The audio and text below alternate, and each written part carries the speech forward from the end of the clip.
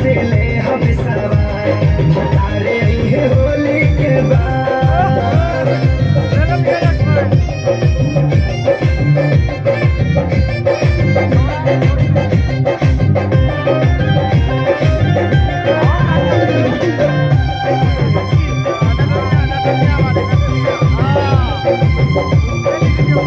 हमर लड़के जवानी कैसे मनवा के बानी खूबे बहे फगुन हटा के रानी हो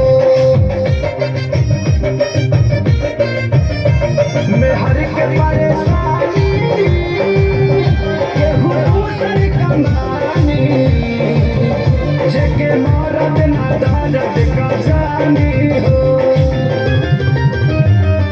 मजा गोली होई बर्बाद भतारे है होली के बाद। के डाली फसल में खाद भतारे है होली के बाद।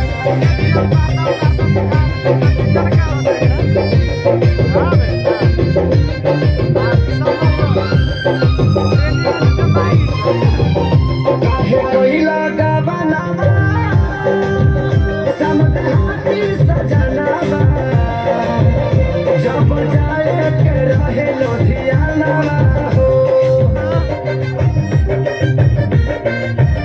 प्यार लाल सन के सारी सब आयु ससुरारी सोनू में हर के मानला कहाना हो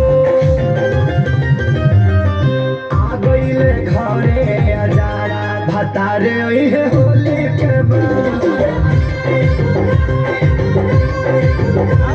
धनंजय भी करेले विवाह भतारे है होली के बाद। देवरा तो गइल ऐसे रहत फगुआ भल भल तैया भतारे है होली के बाद। से ले हम सवार